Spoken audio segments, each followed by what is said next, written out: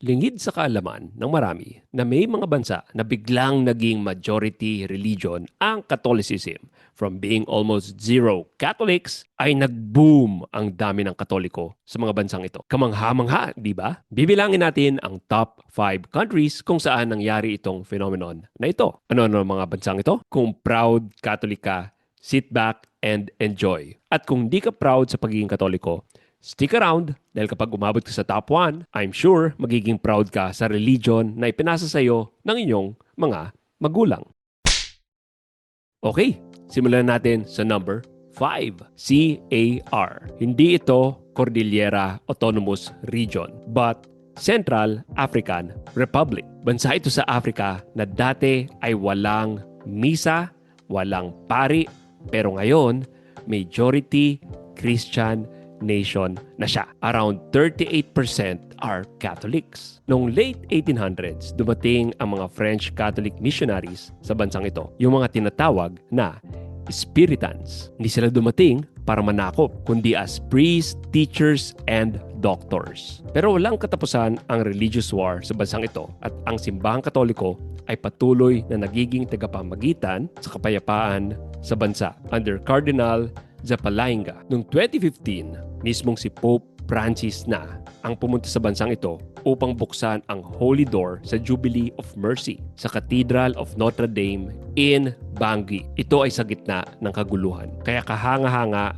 ang pananampalataya ng mga nasa CAR. Ito ang kapangyarihan ng Espiritu Santong gumagabay sa simbahang tinatag ni Kristo, the Catholic Church. At number 4, Papua New Guinea. Imaginein mo may isang bansa na may mahigit na 800 indigenous languages, libo-libong isla at tribo, at walang idea kung sino si Jesus Christ. Well, hindi mo na kailangang mag-imagine dahil ganito ang Papua New Guinea bago dumating ang Catholicism. Bago ang Christianity, animism ang religion ng bansang ito. Diyos lang mga anito ng bundok, gubat at iba't iba pa. Noong 1500s, unang dumating ang mga Spanish at Portuguese explorers sa Papua New Guinea. May mga kasama silang misyonero, pero sandali lang ang simbahan noon. Parang duman lang sila sa Papua New Guinea and nag-relax lang sila doon. It's not until the late 1800s kung kailan talaga lumago ang Catholicism sa Papua New Guinea through German and French missionaries at ng Divine Word Missionaries o SVD. Hindi naging madali ang dinanas ng mga Catholic missionaries doon dahil marami sa kanila ay namatay sa sakit,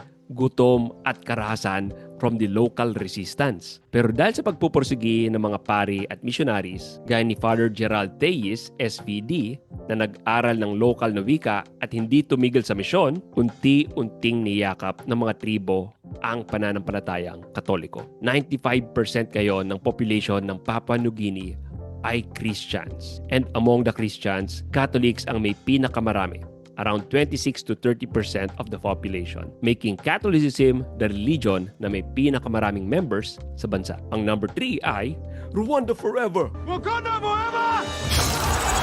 Nung una, ay walang nakakilala sa pangalan ni Kristo sa Rwanda. Ang pananampalataya nila ay umiikot sa mga ninuno at mga espiritu ng kagubatan. They practiced ancestral religions. Noong 1900s, dumating ang mga missionaries sa Rwanda. Ito yung mga tinatawag na White Fathers, led by Bishop Jean Joseph Hurt. By 1970s, mahigit 60% na ng Rwandans ay Katoliko. Pero, unlike other countries in this list, hindi malasanto ang ilang mga pari na dumating sa Rwanda. Lalo na noong 1994 genocide, nasira big time ang simbahan dito. I mean, ang reputasyon.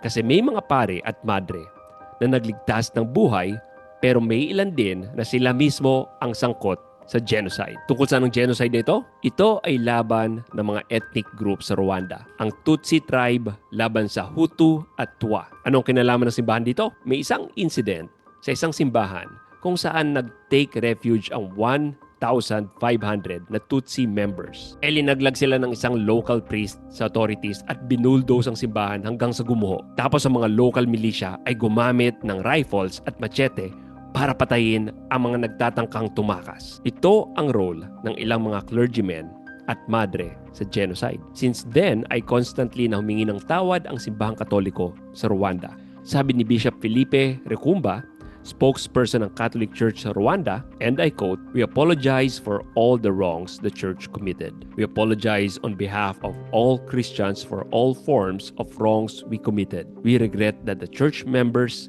violated their oath of allegiance to God's commandments."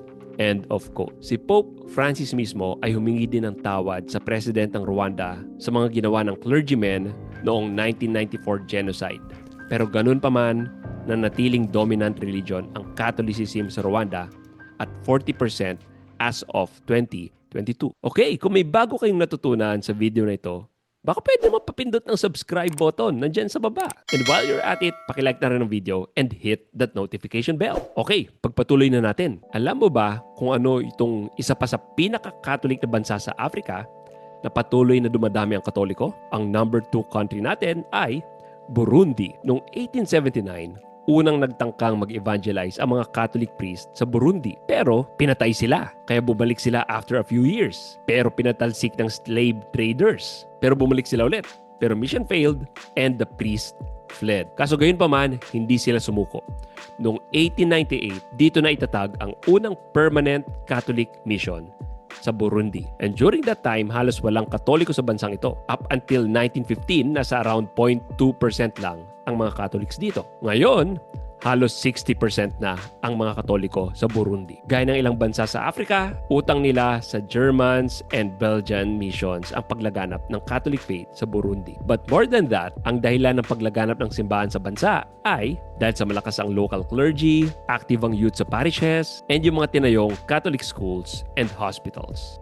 Okay, number 1 na tayo. Ito'y walang iba kundi East Timor or Timor-Leste. For centuries, animism ang religion ng mga katutubo sa bansang ito. Ang nagdala ng Catholic faith dito ay ang mga Dutch and Portuguese traders noong 16th century. It's not until the Indonesian occupation kung saan 200,000 people ang namatay, dito palang nakita ng mga taga East Timor ang tapang at habag ng simbahan. Ang simbahan ang nag-push at nag-advocate for human rights and the protection of the oppressed. Kaya dahil doon, naging simbolo ng resistance and national identity ang Catholicism. Kaya noong 1989, dumalaw si Pope St. John Paul II sa bansang ito, kahit na may matinding tensyon with Indonesia. Ngayon, ay nasa 97 to 98% na ang Catholics sa Timor-Leste. Mas mataas pa ang percentage ng Catholic population doon kesa sa Pinas. Pero alam niyo ba kung ano pa ang bansa